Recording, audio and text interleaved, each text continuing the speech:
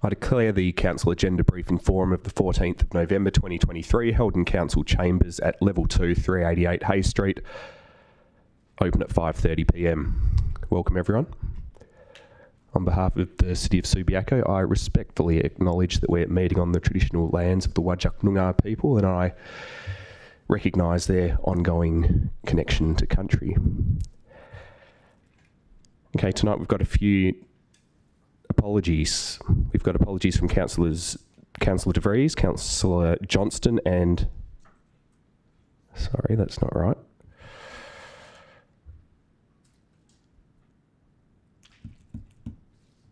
We've got an apology from Councillor De Vries, who was going to attend electronically but no longer is. Councillor Johnston is attending electronically. We're expecting Councillor Burns to attend electronically, but for now he's missing in action. And we've got 4 councillors and myself attending in person.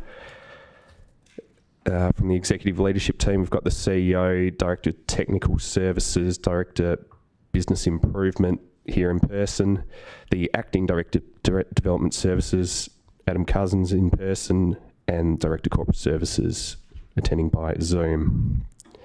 And we've got an apology from Councillor White as well. Did anyone have any applications for leave of absence this evening? Disclosure of interest, I understand we've got at least one, and that would be from Councillor Johnston on C2. Councillor, did you want to read out your declaration?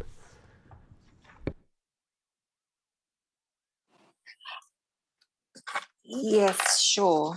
I own a property within the proposed Park Street heritage area, so I'm declaring a proximity interest. Okay, that's a proximity interest in C2. For tonight's purposes, I think we'll ask you to leave for that section of the briefing, and next week we'll vote on what to do about it.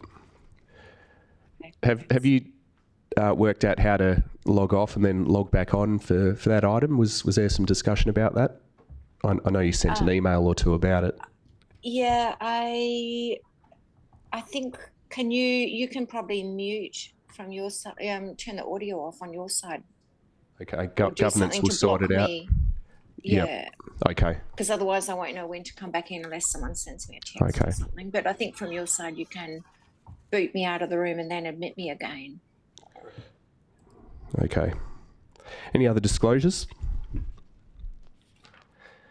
All right, there's no approved deputations. I will save any announcements for next week. So we'll move into the officer reports. C1, the Responsible Authority report for 414 Rockby Road. Any questions on that item? Councillor Powell. Yes, thank you, Mayor, and through you, Mayor. Look, I've actually got quite a number of questions. But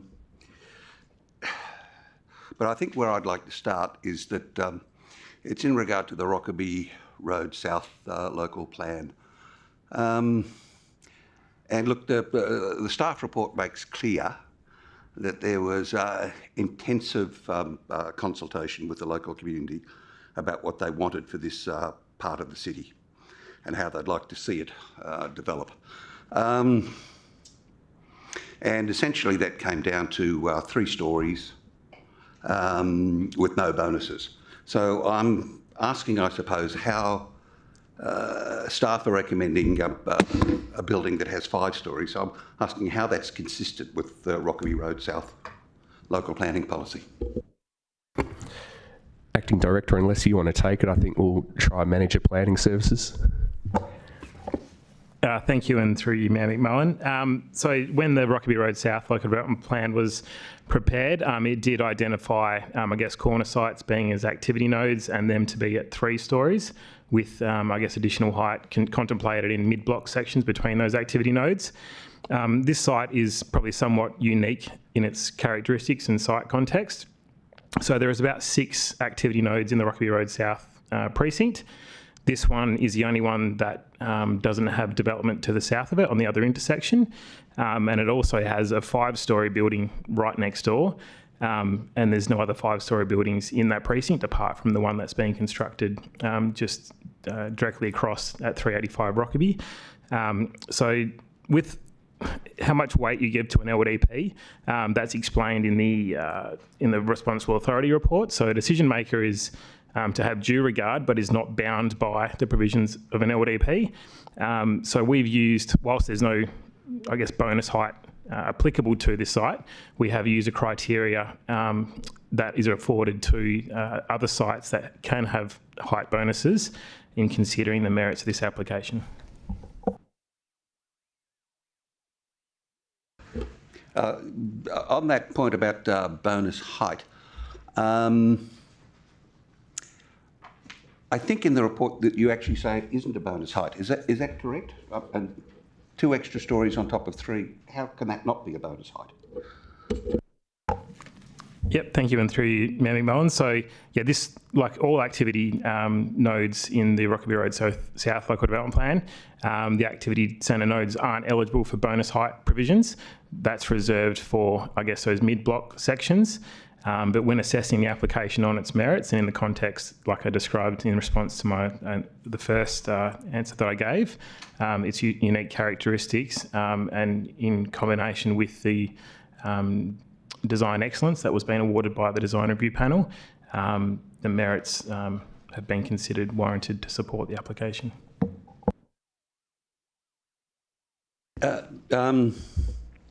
Just another point that was made in your report was that if there was an inconsistency between the LPS 5 and the state planning policies, that this local planning policy would prevail.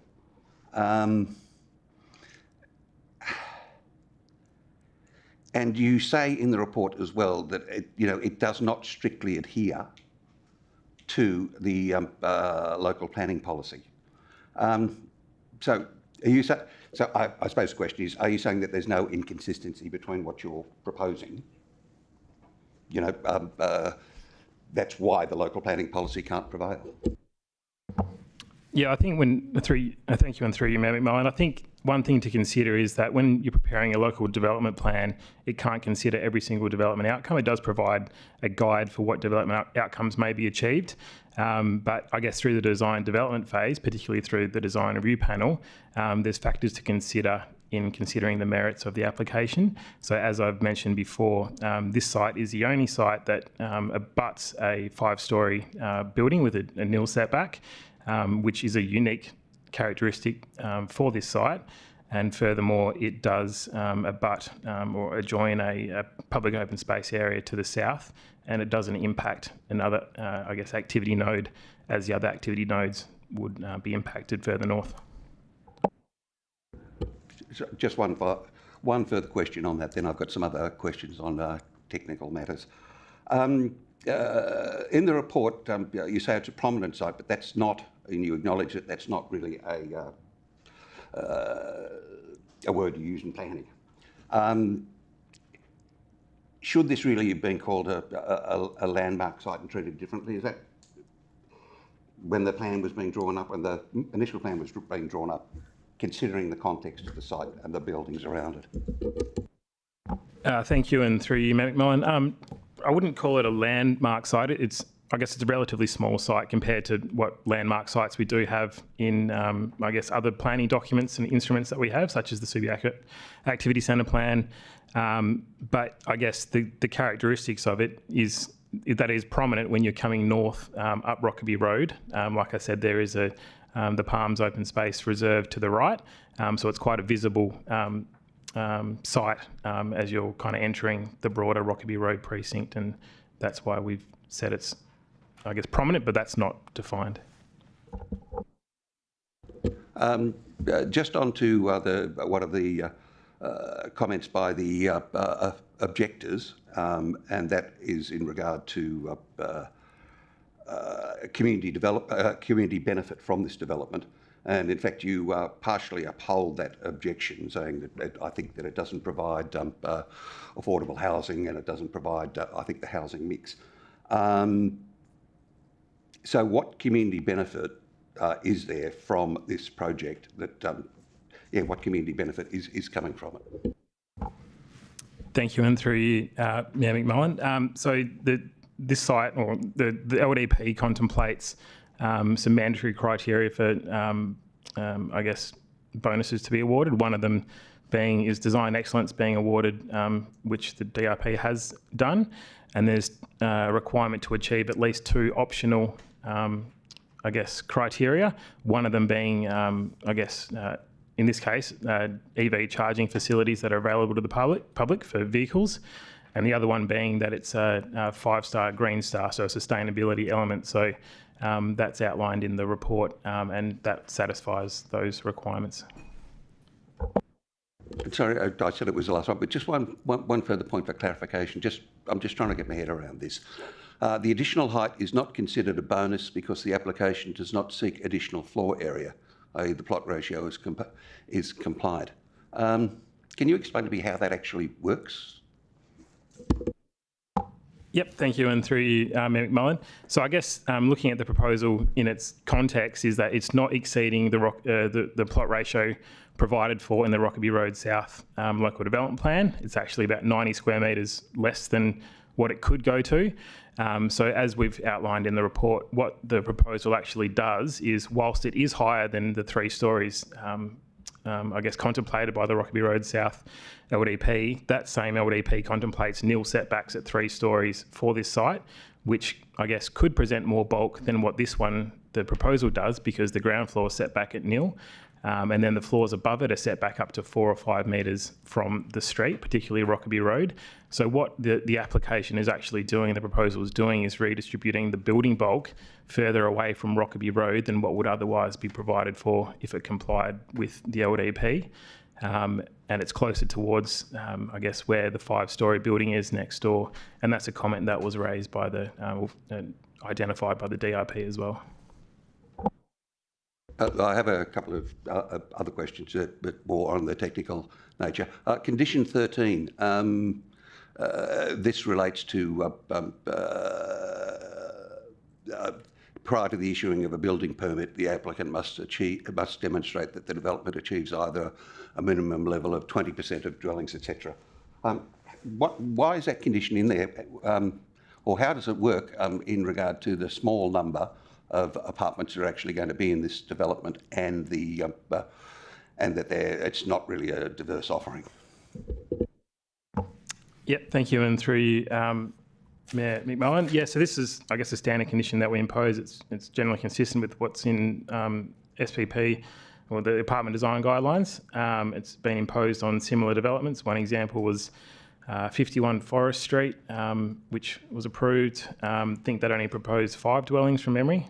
So it is just to ensure that, I guess, there's flexibility in the livability of those particular dwellings to meet certain standards. So, yeah. Down to the last couple. Look, I'd like to take a look at the waste management as well. 13 bins. To be collected, I think, from the laneway. I think there's been some changes with where the bins were going to be collected. But they're also saying that they'll be getting FOGO bins. And I thought FOGO bins were for residential, not for apartments. So I'm wondering about that part of the waste management plan. Yep, thank you, and through you, Mayor McMullen. I might have to take part of that on notice, but the waste management plan has been reviewed by the city's waste team, and they're supportive of the waste management plan that's been submitted, so they would have reviewed that.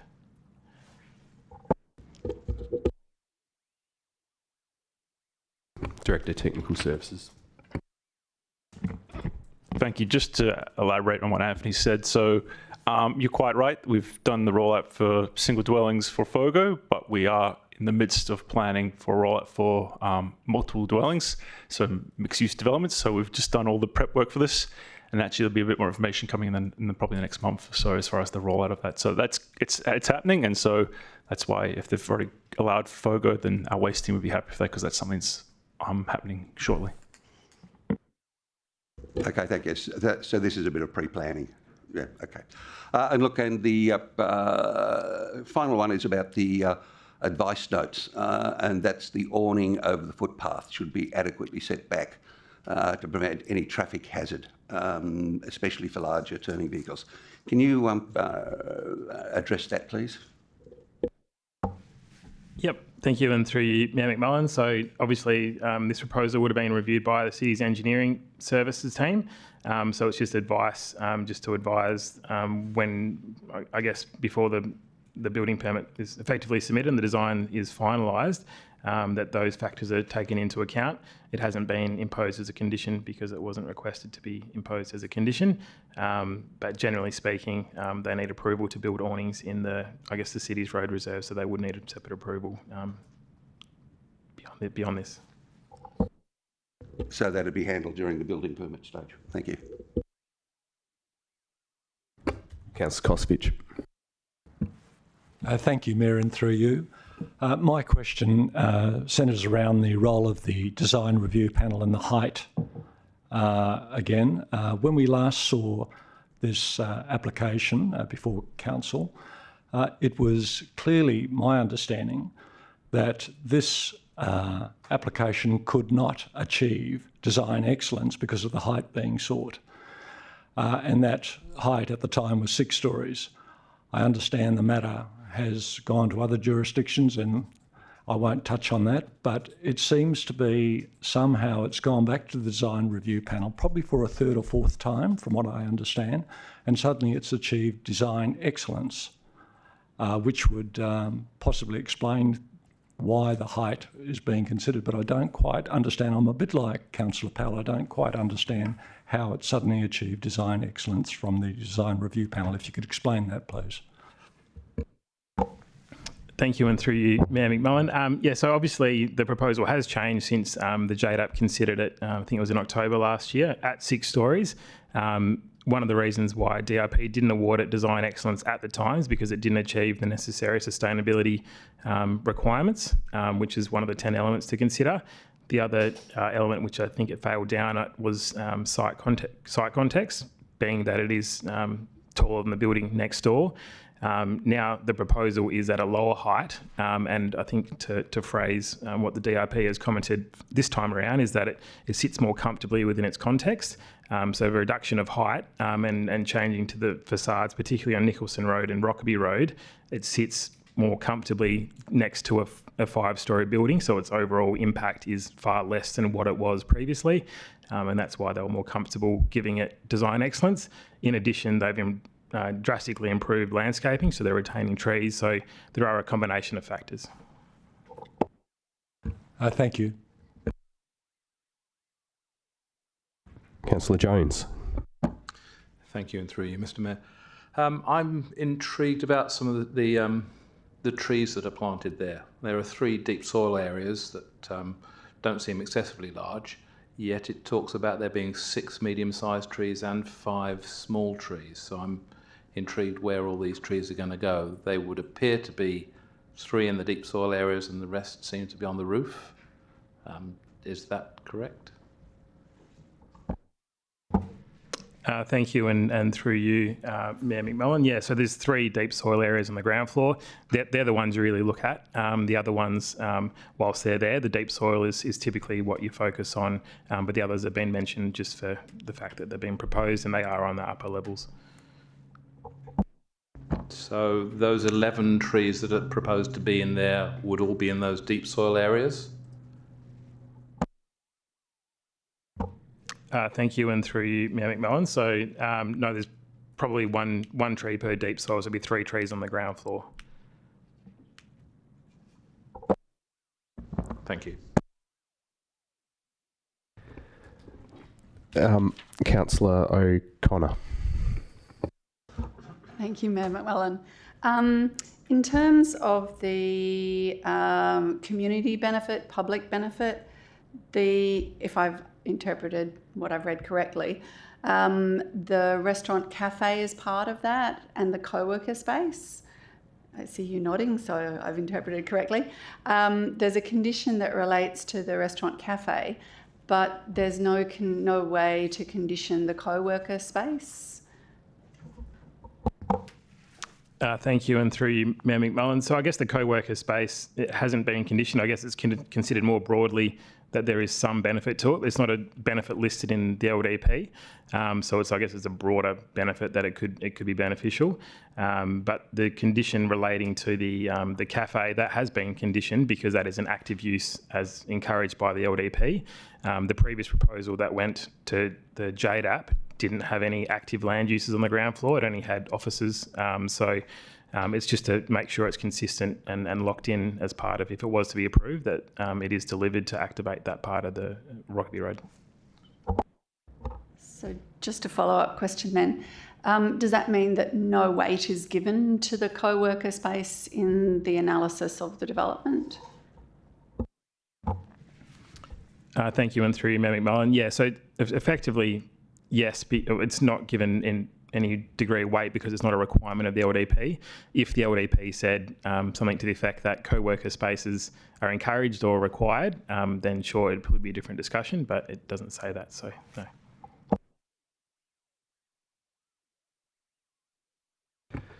Is that all the questions, Councillor O'Connor? Yes, thank you. Excellent. I'll ask a few, Mr. Denham. Apologies if it's been covered already, but I'm interested in car bays. There should be 2 residential bays and 4 commercial bays. So how is it that they've got 1 residential bay and 3 commercial bays? How have they, I suppose, how have they justified that, and why would that be acceptable to the City of Subiaco? Thank you, and through you, Mayor McMullen. So there is, the applicant is proposing a reciprocal kind of use arrangement between the commercial and the residential. It's not an uncommon arrangement. So basically, you during the daytime, you'd have the commercial bays being used for that particular time, and then at night time, the residential bays would be used. I guess more broadly, there is, high frequency transport being a purple cat bus on Thomas Road. So the shortfall is considered to be acceptable. It's quite a walkable environment as well, with close proximity to bike infrastructure. So I guess the shortfall has been supported. So the reciprocal arrangement they're talking about isn't, for example, an arrangement with a neighbouring property. It's that outside of business hours, a commercial bay might be available for residential visitors' use. Yeah, thank you, and through you, Mayor McMullen. So yeah, it's an internal reciprocal arrangement, and it's not too uncommon for mixed-use developments. It's just to really save space and make a more efficient use of the car bays that are proposed. Okay, because parking's a precious commodity in Subiaco. If council was of a mind to insist that this development must have the 2 residential visitor bays and 4 commercial bays that our planning framework envisaged, how would we affect that at this stage of the process? Thank you, and through you, Mayor McMullen. So I guess one thing to note is that the proposal did lose car bays between when JDAP considered it in October last year and now, because one of the reasons why is because they're retaining a tree on the northwestern corner. If council was of the mind to require more bays, naturally you'd probably find that deep soil area would probably disappear, because that's the most logical probably place to have additional car bays. The basement appears to be maxed out in terms of the area that could be usable, and as I've mentioned before, the site is somewhat constrained in terms of its area to expand. Do you know for a fact that the site's maxed out, or could this be pushed back onto the applicant and their consultants? Thank you, and through you, Mayor McMullen. Yeah, I mean, it absolutely could be pushed back. Just comparing the plans that JDAP did consider previously and these plans, there was an additional, I think it was 2 bays just off the right-of-way where that tree is located. So I suspect that the response might be from the applicant is we'll get rid of that deep soil area and put some car parking back there.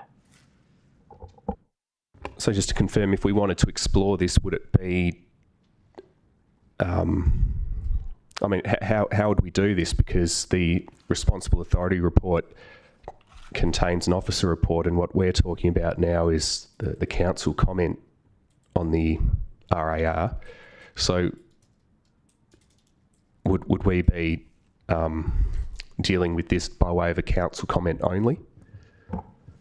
I guess one option is obviously the RARs is what's submitted by council.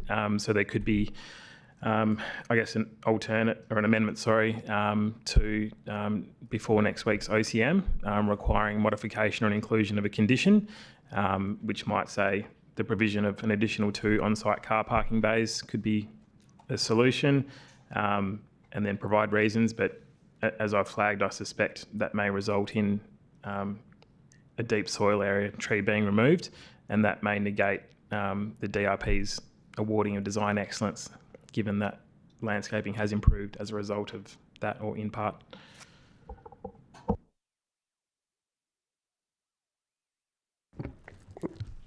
Okay, I'll think about that over the next week, but it seems like it would be their problem, not ours. Look, my only other question relates to the fact that this does not strictly satisfy the Rockaby Road South LDP. That's a contemporary document. It was prepared only a couple of years ago with the help of external consultants. Is there a respectable argument based on planning grounds that a development in this part of Rockaby Road must satisfy the LDP? I've heard you explain why it might be appropriate not to, but is there any respectable argument based on orderly and proper planning that would say that this must comply with the framework that's been set for the site? Thank you, and through you, Mayor McMillan. I mean, absolutely, council could form that position and provide that to the JDAP. I think, as I've mentioned in some previous responses, is that a decision maker is to have due regard, but is not bound by an LDP. So it is a slightly looser document in the sense that it's not a scheme provision, which is kind of hard and fast. And then when considering every application on its merits and its unique site context, in consultation or in combination, with the feedback from the design review panel, the city officers think there's merit to supporting the proposal at the height that it is. It is important to note that they aren't maxing out the plot ratio that they are allowed to go to under the LDP. I think they're about 90 square metres below what they could go to, which is effectively one apartment. Council could form that argument, but city officers think there's merit to support this application.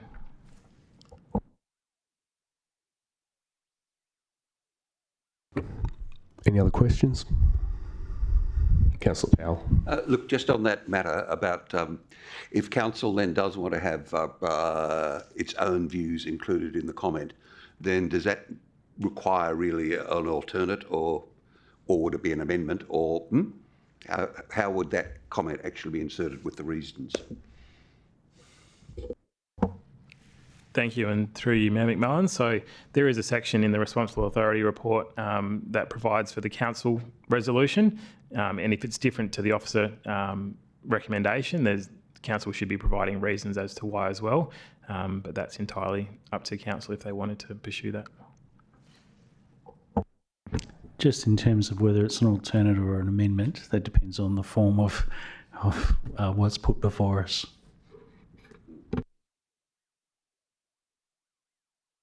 Just to make the position under the RAR clearer than what it seems at the moment, Mr. Denham, my understanding is that the officer recommendation has been written and that's not going to change now. So what we're going to be talking is necessarily only going to be confined to a council comment, and then there'd be a box in the RAR where we indicate whether the council comment is consistent or inconsistent with the officer report. Am I understanding the RAR correctly?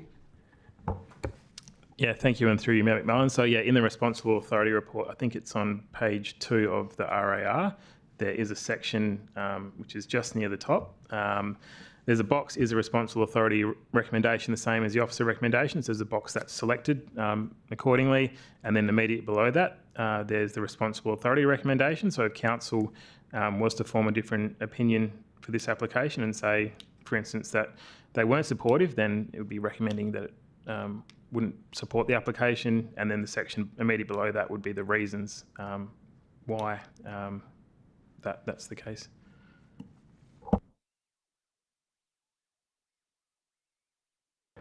Councillors, any other questions? Can I ask a question? Sure, Councillor Johnston. Actually, it's more of I guess, a comment. Just noticing, looking at the dwelling mix element, 4.8, and it says the proposed is 6 3-bedroom dwellings and 1 4-bedroom dwelling. And the assessment is that it's limited dwelling mix due to small scale. But to my mind, 6 3-bedroom dwellings are medium to large, and a 4-bedroom dwelling is certainly large. And they could, if they wanted to, they could have put in a couple of 2-bedroom dwellings, I would have thought. So I'm just wondering if anyone's got a comment on that. Manager Planning Services. Thank you, and through you, Mayor McMullen. So the proposal that went to JDAP last year, that did satisfy the dwelling mix. So they had 10 dwellings that satisfied the relevant requirements under the R codes in terms of the dwelling mix that it presented. This proposal, or the amended proposal, loses 3 dwellings as a result of the height reduction. So I think it's reasonable to say that it's more difficult for them to satisfy the dwelling mix to the same extent that they did in their previous proposal. There is still a mix of dwellings. It may not strictly meet what I guess the R codes may require or contemplate, but there is a mix nonetheless. They still do have 90 square metres of plot ratio to play with effectively if they wanted to modify the proposal, which might result in additional dwellings which might satisfy that dwelling mix or go close to satisfying that dwelling mix. But that would result in increased building bulk, etc., on the street and adjoining properties. So, yeah. Thank you. Manager Planning Services, this might be a difficult question to answer, but what kind of track record does this JDAP have of taking notice of responsible authority recommendations that differ from an officer recommendation? Thanks for the question, Mullen. I can't recall the last time that's happened. I think it really comes down to the strength of the reasons and the arguments that council provides. So if council was of the mind to be extremely articulate as to why, if they were to form the opinion that this proposal shouldn't be supported, if that could be articulated, then I'm sure JDAP would give that due consideration as they're required to under their legislation. Are you feeling articulate? Because you're going to be writing it. I can be. I've got no further questions, councillors. Okay, I think we'll move on from C1. C2, proposed Park Street Heritage Area for advertising. So Councillor Johnston will bid you farewell for a short while.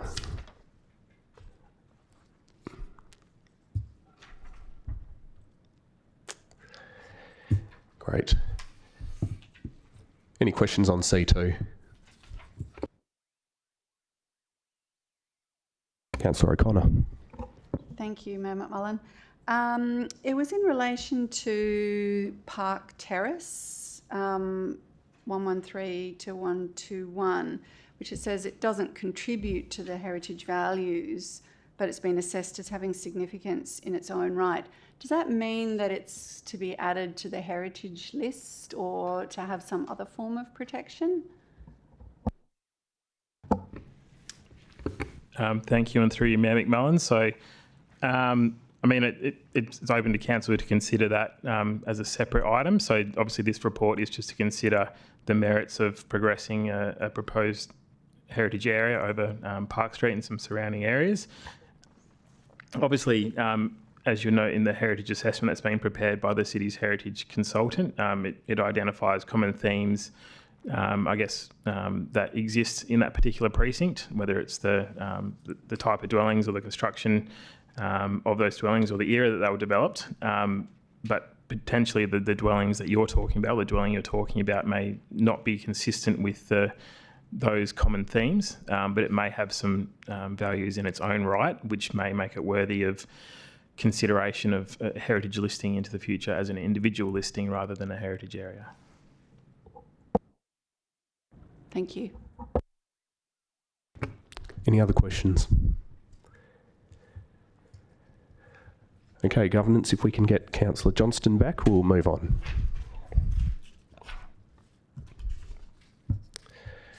C3.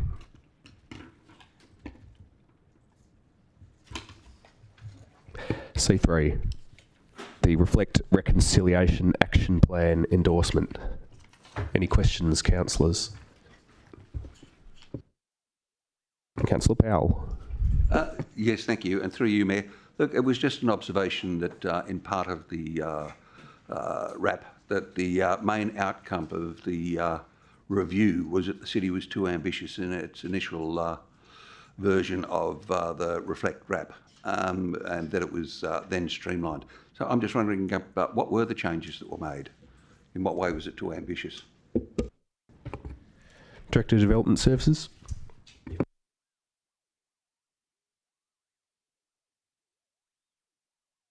Okay, that was Manager of Cultural Services, was it? Thank you. Through you, Mr. Mayor. Do you mind if I actually get assistance from our subject matter expert who is actually around for that? Through you, Mr. Mayor. That would be the Senior Community Development Officer, Kathleen Ridgewell. Yes, thank you. Of course. Correct. Thank you. Through you, Mayor. So just in regard to the changes that we made to the initial version of the Reconciliation Action Plan, which Reconciliation Australia and REC WA, Reconciliation WA, they felt it was too ambitious because the first RAP, the Reflect RAP, is really about laying the foundations for reconciliation in the organisation. So we're really looking inwards. What are our policies like? What are our processes like? What can we do to support reconciliation moving forward and lead by example for the community? So some of the outcomes of the consultation and engagement that was carried out for the development of the RAP, there were some great ideas that came out of that blue sky thinking and the consultation workshops.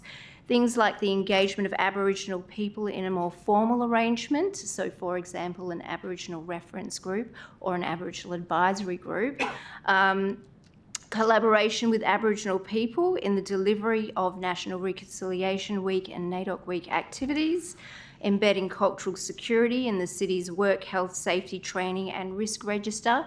And there's quite a number of other outcomes from the consultation, which we thought were great ideas, which will be considered moving forward if we go on to develop the next RAP, which is called the Innovate RAP. So the Innovate RAP will be an opportunity for us to do more of that blue sky thinking. There'll be more robust consultation, generation of ideas, and we'll be able to consider a lot more of those more innovative types of initiatives which belong in the Innovate RAP. Thank you. Any other questions? Okay, I think we're finished with C3. Moving on to C4, the Town Centre Parking Precinct Plan. Any questions? Councillor Jones. Thank you, and through you, Mayor. I have a question about the disability parking along Rockaby Road. It says that disability parking is going to be in off-road parking, but there doesn't seem to be much off-road parking south of Hammersley until you get down to the PC and to the Palms area. So what's happening in terms of people who want to access the shops like Juanita's halfway along there? Director Technical Services. Thank you. I actually will throw to the Manager of Health and Compliance Services. Chris, you can probably give a better and more thorough response to that. Thank you, and through you, Mr. Mayor. Look, I think part of on-street disability parking bays is constrained a lot by the Australian standards, and they have recommendations, obviously, that talk about what's required for those sorts of bays. There's a lot of length and width, exactly right, yeah. So while we would love to do that, the width of the street necessarily kind of restricts a lot of that. We're able to do it, for example, here on Hay Street because it's wide enough and long enough. We've got the capacity to do that. But unfortunately for the majority of those streets that we currently have, it's just not possible, which is why where and when we can, we add those into those car stations, those off-street car stations. Thank you. So would there be an opportunity to use some of the side streets and bays on the adjacent side streets, perhaps, for some of this sort of parking, acro parking? Thank you, and through you, Mr. Mayor. Look, it's something that we have looked at and something that we'll continue to look at. But again, even the side streets are quite narrow themselves. Where we have possibly the most opportunity to have on-street bays are going to be, streets like Hay Street, Rockaby Road. But we really are constrained by the width of those streets in general. Thank you. Mr. Hambley, I've got a question. It's a bit hard because I don't recall all the detail, but at a business engagement forum that we ran last year, there were some local businesses who were concerned about parking. I think you'd probably remember the issue because the answer at the time was that it would be dealt with in the context of our town centre parking precinct plan. It had something to do with a particular local business who was concerned that there were people parking in that area all day and taking up bays. Has that been addressed? Thank you, and for you, presiding member. So you're quite right. I think you're referring to the section of Rockaby Road, Railway Road, should I say? And you're quite right. That was brought up in a couple of sessions, I believe, that elected members had with, I think, the business in the area, and that was considered as part of this. And we, in fact, did have targeted consultation for that area to ask questions on that very fact. And if I recall correctly, we didn't get any responses when we actually did targeted consultation. So we wrote to all those affected properties, asking for feedback, and I don't think we got anything. Chris, did you have anything to add? Thank you, and through you. The Director of Technical Services is correct. We received no feedback from any consultation that we held in that area. But what we did do is we're obviously proposing to install a loading zone on Alvin Street to deal with some of the issues that were raised. I know certainly the feedback we've received from our rangers in the field is that will likely address the issue. Excellent. Councillor O'Connor. Thank you, Mayor McMullen. There's an observation in there in relation to parking shortages in relation to KEMH. Yes. And that the state government should be addressing those. Is there any movement on that issue? Thank you, and through you, Mr. Mayor. A number of years ago, as part of a report we put up about permits for King Edward Memorial Hospital, one of the things, the outcomes of that report was that we wrote to the state government basically illustrating the issue and asked them to intervene and basically, I guess, provide a solution for their issue. The response we got, unfortunately, was non-committal and non-helpful. So we are where we are at the moment with that one. Obviously, when King Edward Memorial Hospital relocates, that's going to be a different issue. But yeah. Just if I could add, we've probably been a lot of conversations over the time to try and find some opportunities, and we have adjusted some of the car bays in different locations to assist. The issue is more around how far people have to walk, as I understand. So it is difficult given that the actual site is due for redevelopment at some stage. So all the sort of the things that you would ordinarily do to increase that capacity, you're not likely to do given what's intended for the site in the future, which is undecided yet.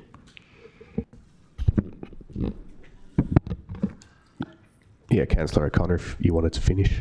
Yeah, just to follow up, I suppose we're proposing to reduce the long-term parking immediately around it. Is there sufficient capacity in those other areas along Stubbs Terrace and the other area that you're proposing to have the long-term parking? Are we going to have sufficient so that we're not going to be seen to be preventing people from spending the time not so much visitors, I'm thinking of the people who are in emergency situations who need to spend long periods of time parked up, because I think that was where the focus was on before. Thank you, and through you, Mr. Mayor. And a great question. So a couple of things there. Yes, Stubbs Terrace is very underutilised. It's sitting from memory around 23% occupancy. It's not that far a walk from the hospital, so that is part of the solution, if you like, for the staff. Likewise, this report recommends adding on some all-day parking on Hammersley Road, so that will also partly address that loss of the all-day parking.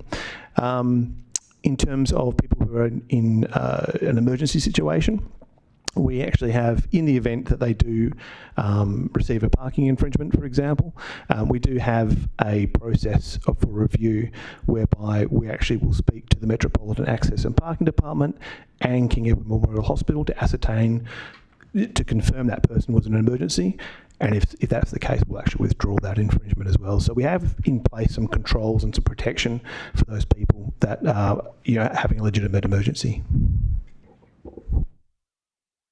Thank you very much. Councillor Kosovich. Thank you, Mayor McMullen, and through you. Just to clarify, just to cover off on the final issue with medical staff and nursing staff, I know a number apparently would have made submissions. Was there any hardship issues raised? If so, what were they, and were they considered? And general feedback on that, if I may, please. Thank you, and through you, Mr. Mayor. There was, I guess, a little bit of feedback coming that just generally they didn't want to pay for parking. So the cost of living was used occasionally as one of the reasons why. But generally speaking, it was just a push just not to have paid parking and to have free, available, subsidised parking immediately available to the staff adjacent to the hospital. So yeah, that was the feedback. Thank you, Mayor. I've no further questions. Councillor Powell. Yes, thank you, and through you, Mayor. Look, I've got a couple of questions, and mostly they relate to the survey results of around King Eddie's again. That 70% of the respondents were opposed to what's being proposed, and 69% in another. I'm just wondering whether these changes might kick off the whole argument again about residents versus patients versus staff at King Eddie's. Essentially, are we going to be starting another quite public, heated debate? Thank you, and through you. I can't predict what's going to happen, but I can say that while we were reducing the number of all-day bays to a 3P time control, we are essentially making available all-day parking on Hammersley Road. We are encouraging the use of Stubbs Terrace, which is underutilised. And I think we need to look at who needs that parking immediately adjacent to the hospital, and that is the patients and the visitors. They have just as much, if not potentially more, right to have access to that resource and immediate access. Whereas if people who are parking there all day, well, that's what we want to do, is encourage them kind of a little bit further out, so people who need to access the hospital quickly can do so. Perhaps if I could just add one thing in terms of between now and in the past. In addition, particularly in relation to staff, there is a new train service that wasn't there during that time. And so that means effectively there's a train, every 5 to 7 minutes. And in addition to that, the state government has maxed the contribution on trains to $5. So effectively, you could be travelling a long distance, get off in the city, get onto either the Midland Fremantle line or the Perth Airport Claremont line pretty quickly. And so that would reduce travel times as well and the cost associated for staff. I know there is an issue in terms of timing and when you start and when you finish, I understand that, but that's also a factor that hopefully all businesses should encourage the use of mass transit if that can happen for staff, as we do here. Yes, and through you, Mayor, one other question. Look, I'm a little bit confused by the table on page 25 about the car stations and about why, some of them, the revenue for some of them is dropping seemingly quite a lot. Yes, can you explain how that table actually works? Because I'm finding it a bit confusing. Thank you, and through you. I'm just going to relate that question, if I can, to our subject matter expert, Dean Bradshaw. Thank you, and through you, Mr. Mayor. So when that table, I guess, is to indicate. Sorry, I'm a little loud there. To indicate, obviously, we're using actual revenue figures for the 22-23 financial year, and then we're doing our best to project forward from there with those changes that are proposed in the plan. So the existing all-day parking is currently achieving a higher level of revenue. That will be because the 3P parking controls include a 1 hour free component. So there'll be a number of shorter sessions which include the 1 hour free, which reduces the overall revenue. That may be addressed in future. We may look to realign the charges potentially as time goes by, of course. And we've tried in that table to indicate, or we've made those calculations based on nearby comparable car stations. So where we're moving from an all-day restriction on Hensman Road, say, we're comparing that with the 3P parking on the other half of Hensman Road to get a comparable sort of figure. So there is some figures where the forecast profit or revenue will be reduced based on that additional free parking offer. It just seems to me that some of the revenue reductions, 45 to 27, 42 to 23, they seem to be, very large reductions in revenue. Thank you, and through you. And you are correct. Obviously, a change in a parking control is going to reduce some of the revenue that's generated. But what it does do is it actually increases the number of parking opportunities. So the number of parking opportunities created by reducing the all-day time control to a 3P time control, I think we calculate it to be around 23,000. So that, again, what that does is it means it's creating another 23,000 parking opportunities for people who need it.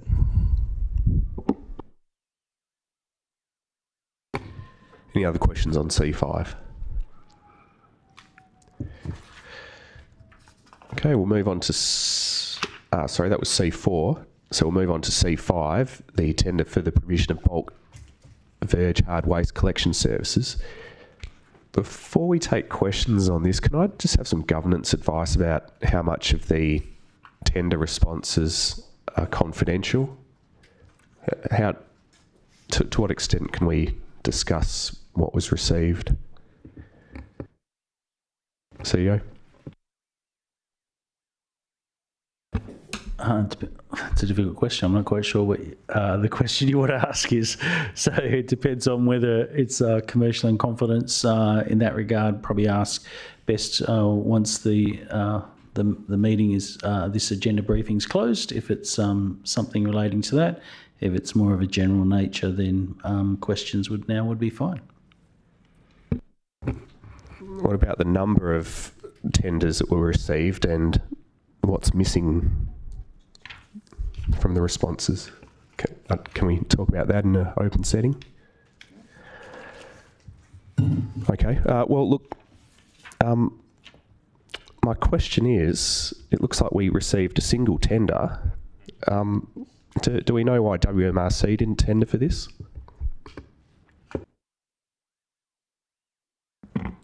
Thank you, and through you, Presiding Member. So, no, I can't speak to why they didn't. We had advised them, and they were obviously aware that we were going out to tender on this. And I understand that actually it would likely be their subcontractor who would have been the one who actually carried out the works. But in the end, as noted in the report, we only received the one submission.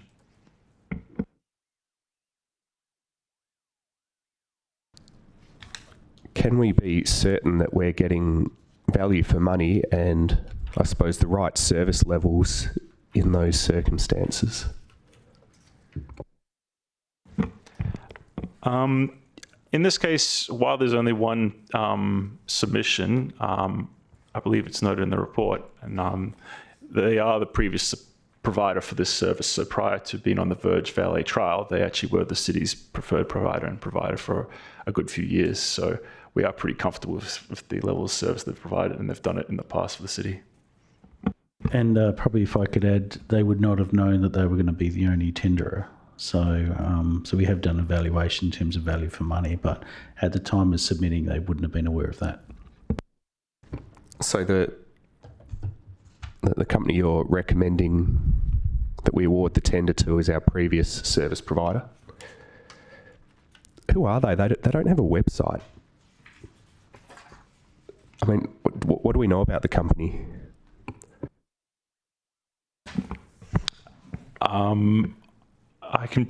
It's probably simpler if you wanted to, out of session, I can provide a bit more information on the company.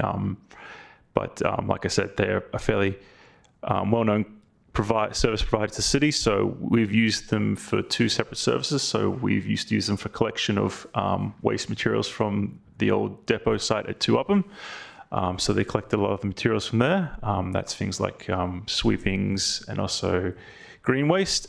And obviously, like I said, they've previously provided a bulk Verge hard waste collection for the city as well. So we're quite familiar with them and their service, but if you'd like, we can always provide more information on their business out of session.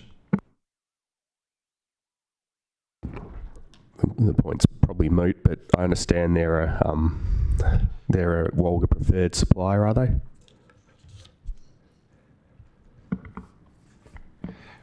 Yes, I believe so. Councillors, any questions? Councillor Jones. Thank you, and through you, Mr. Mayor. There's no mention of any dates as to when the tender would start. When do we expect the service would begin? Director of Technical Services. That's not unusual. Some of this, obviously, would be guided by their availability, and I think as we had previously mentioned in discussions at the end of the Verge Valet trial, a lot of these providers have fairly limited timeframes. So obviously, if we were to award the tender, that would be a negotiation, but I'd anticipate fairly early in the new year, probably February, March, I would say. Thank you. Mr. Hamley, just following on from my earlier question, I have found the company's website. Perhaps they need to work on their SEO because I couldn't find it before. But I can confirm they've got a website. So no need for further information. Councillor Powell. Yes, and through you, Mayor. Look, the amount is actually mentioned in the agenda papers. The contract is $160,000 per year. Now, does that include the processing, or is that just the collection?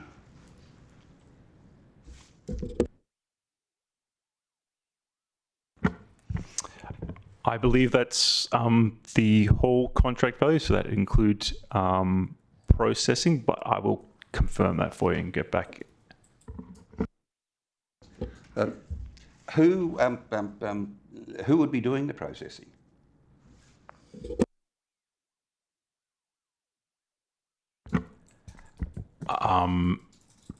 Like I said, actually, if it wouldn't be West Tip, it would be the WMRC.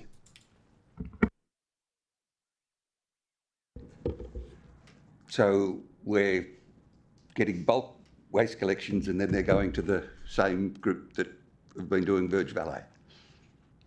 Is that correct?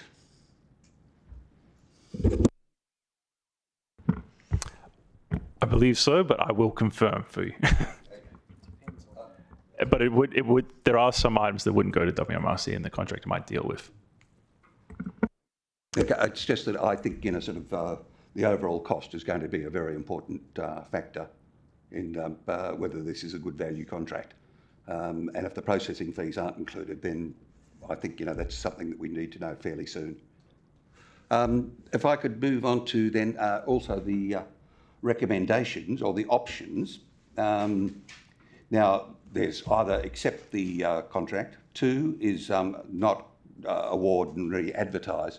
This would result in a continuation of the current Verge Valet service until the re-advertised tender is awarded in accordance with the council resolution from June 27, 2023.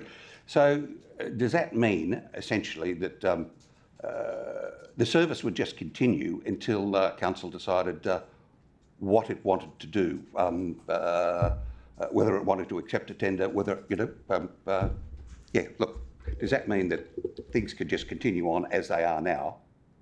Because there's no date really set. I think it was mentioned, there's no date set for the commencement of bulk waste collection.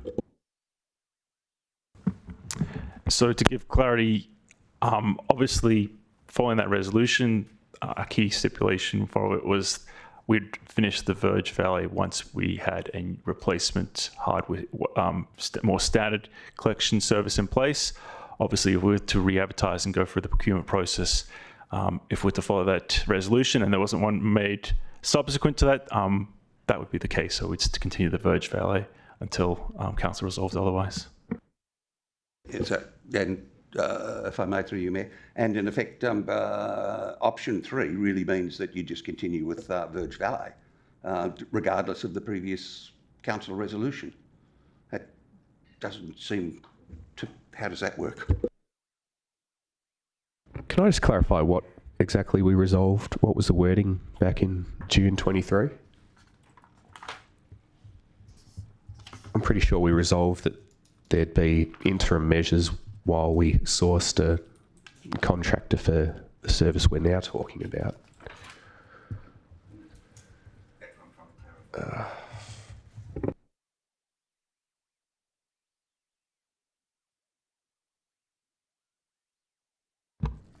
Just while they're doing that. So essentially, we have a council resolution. We're attempting to implement that council resolution.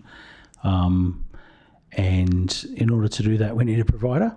We have one provider that council could resolve to proceed with. And generally, whilst you can reject all tenders, it's always it always also comes with reputational damage in terms of the purpose by which you've asked a tenderer to provide information, and if they're conforming and if they're recommended. So I think council probably should give consideration to that. The WMRC is a member. We've got procurement elements that we could do with the WMRC as their regional council anyway. So so should there need to be a gap or council resolve something different in the future to do some other type of service, we could still continue to use them for that particular service. But council resolved to undertake a different service that both the WMRC and this provider could have tendered for, and one provider has. So that's what's before you.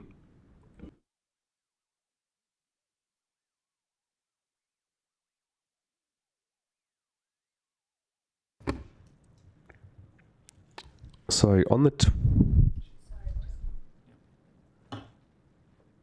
Okay, I'm looking at minutes from the...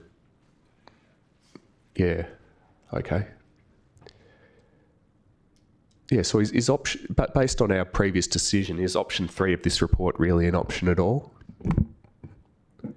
Previously, we resolved to discontinue Verge Valet once biannual bulk waste collection was reinstated. It seems pretty clear that Verge Valet was on borrowed time by that point. Yeah, so you probably need to.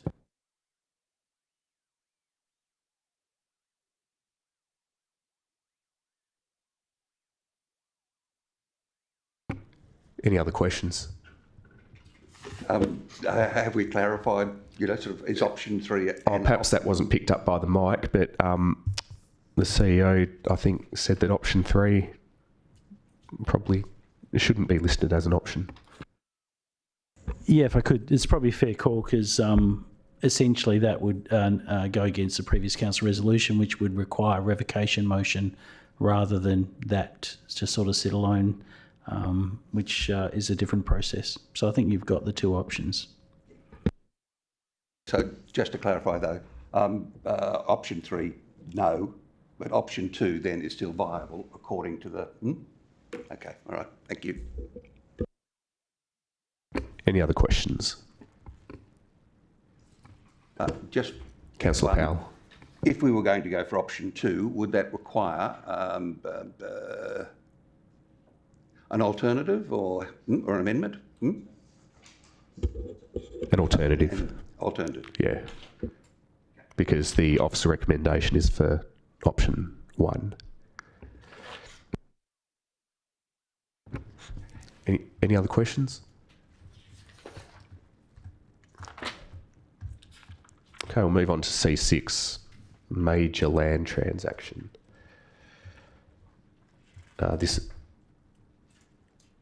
Okay, that's nothing confidential about this. It's been advertised, put out for statewide public notice. We're talking about the property at Chisholm Crescent at Cudale. Any questions, councillors? Councillor Jones. Thank you. Through you, Mr. Mayor. My understanding is that we have several properties around. Why this particular one? What is it about this particular one that makes it an attractive one to be selling rather than something else? CEO. I might just start with this one, and then if I miss anything, Mr. Guest may answer. So we did a business plan, major trading, to consider over the long term. The city would eventually sort of extricate slowly out of the ownership of real property into something sort of more akin to a Australian Future Fund. That's sort of the overall intention. And that was done as a major trading undertaking, which is, we could have at the same time done the major land transaction and advertised that and advertised all the properties, but we certainly didn't want to spook everybody that's renting a property. And I think that they're subject to, I suppose, for future considerations of council.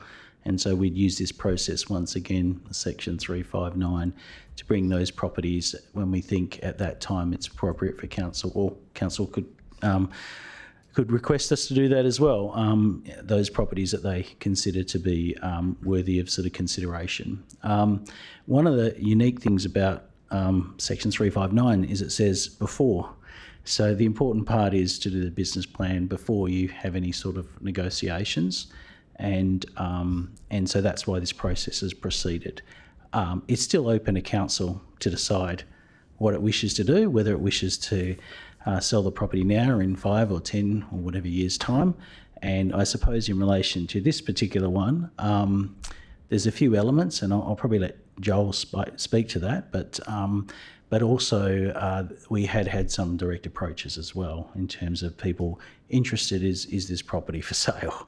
And probably that came as a result of our advertising the business plan, which indicated that eventually over time the city would look to change out from direct ownership of property into sort of more something akin to Australian Future Fund. So a more balanced portfolio, because I think at the moment we've got about 60% of our future fund in real property, and if you looked at your own superannuation fund, you'd probably see it's somewhere about 8%. So it's an unusual mix.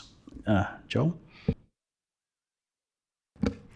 Through the chair, I think the CEO has answered the question very well. The only additional information I'd give is that we have received some off-market interest in respect of the property. And given the nature of the property, it's a pretty tight-knit buyer pool. And as the CEO mentioned, before we can really negotiate with potential buyers and entertain their interest, council needs to adopt a business plan for the property. So endorsing the business plan isn't a decision to sell. There's an additional step after that. So we still need to negotiate with potential buyers and put a contract of sale to you. Thank you very much.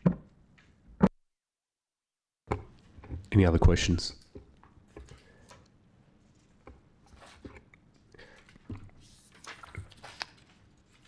Mr. Guest,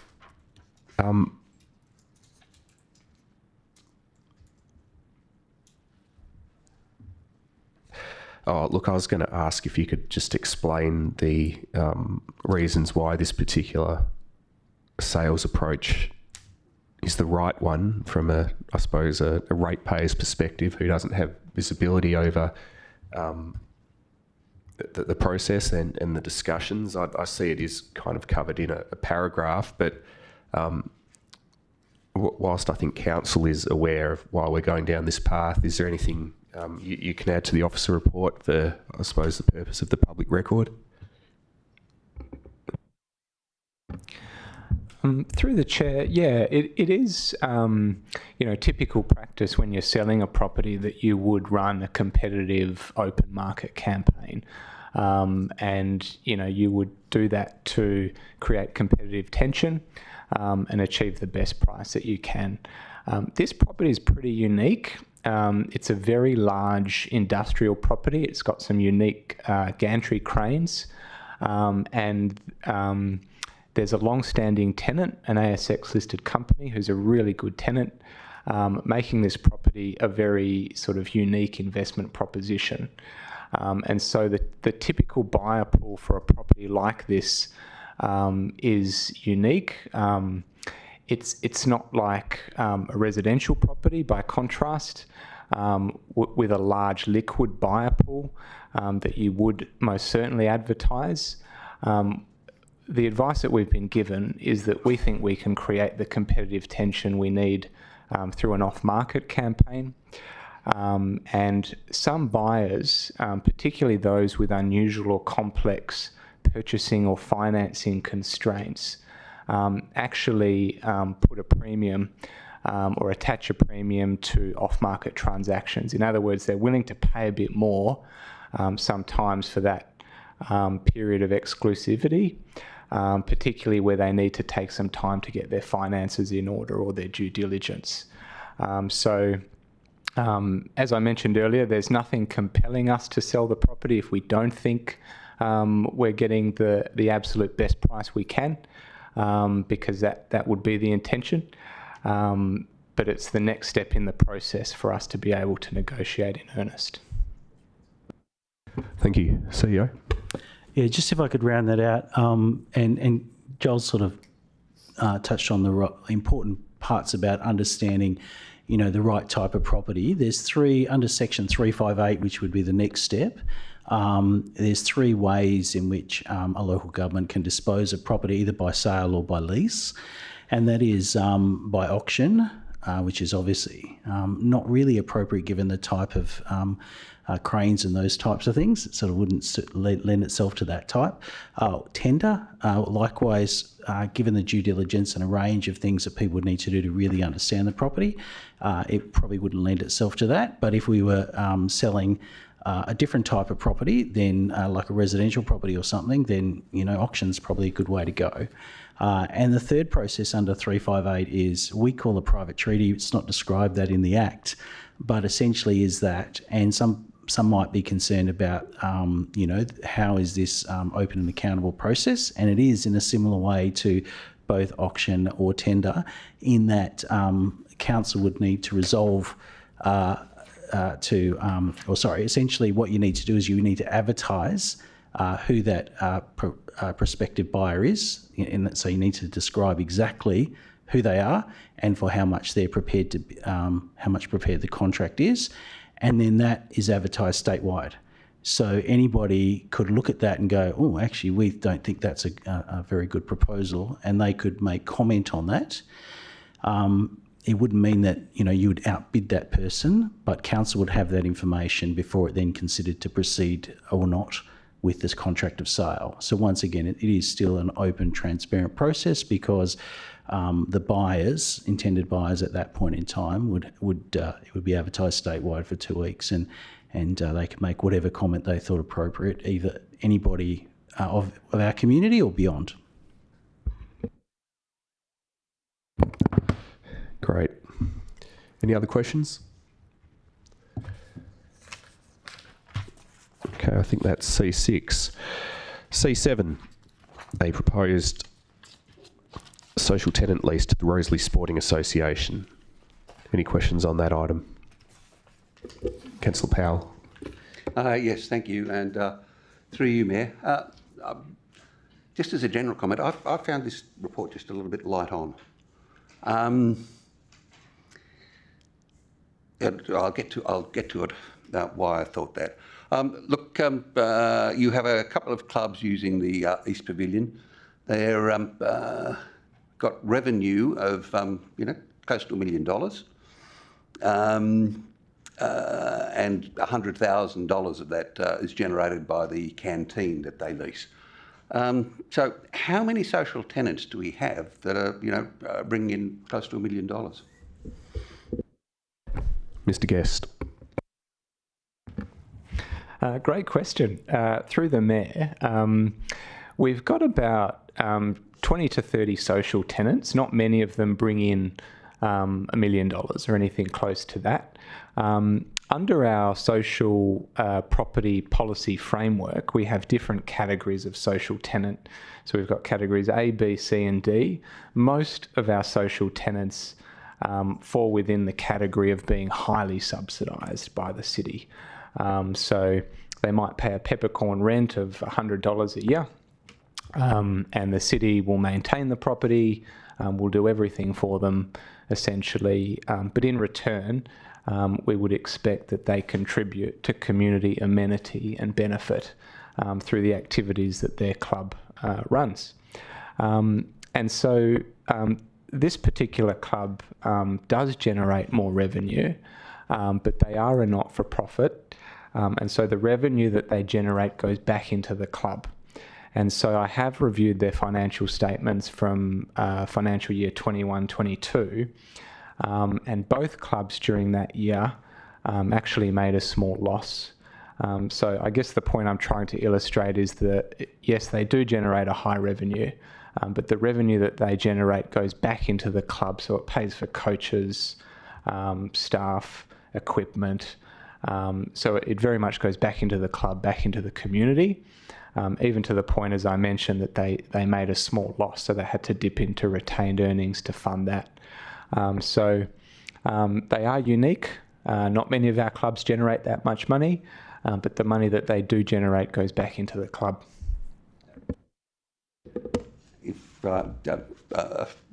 Through you, Mayor, if I may ask a follow-up question.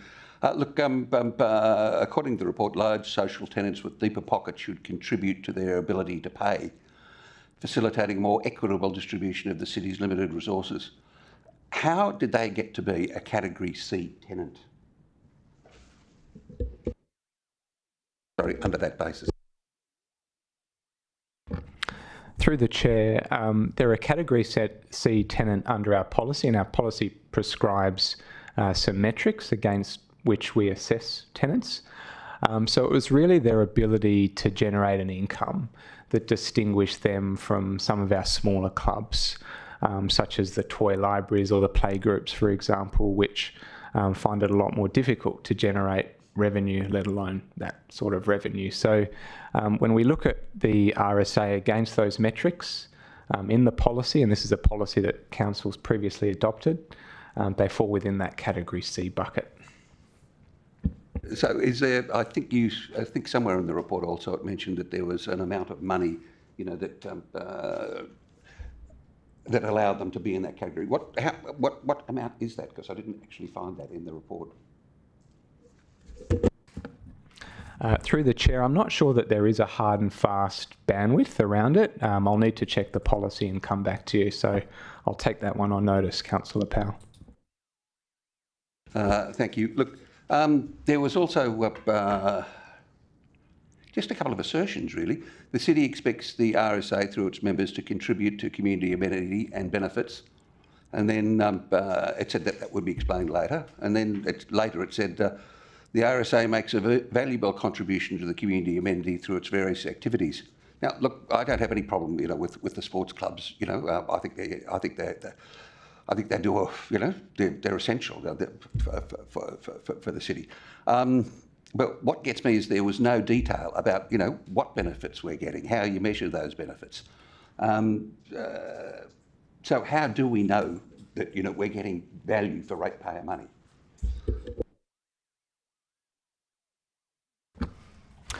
Through the chair, it's a good question. Every year we release a survey to our social tenants and we ask them that question. And we ask them what they do for the community, what activities they run, how they enrich people's lives, how they enhance the fabric of the community. And the RSA didn't respond to our social tenant survey this year. So I don't have that information to hand, but I can certainly make some inquiries and come back to you. I could provide some high-level information, which I think is pretty well understood by most people anyway. But let me make some more detailed inquiries, Councillor Powell, and I'll come back to you. I just don't want to mislead you. Look, thank you. Look, it just appears to me that, and this is not just with the pavilion, the city does spend quite a bit of money on Rosalie Park for all the services. And that, in effect, is really a subsidy to all the sports as well. So, yes, it's really making sure that we're getting value, that the ratepayers of the city are getting value for that money that's going to really what is an essential service. And look, I mean, really, $3,000 or $3,500 is a drop of the bucket. But this is more about, how we actually assess the whole thing. So, thank you. That's what I was asking about.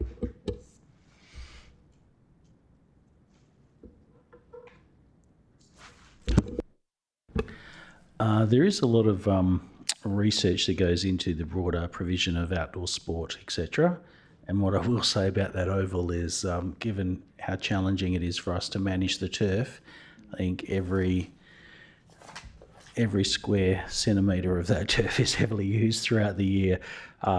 So there would be statewide, particularly through Sport and Rec, analysis on the provision of outdoor sport and what that does for the communities in terms of mind, body and health. But I suppose you were narrowing down on a specific club, but obviously there's much broader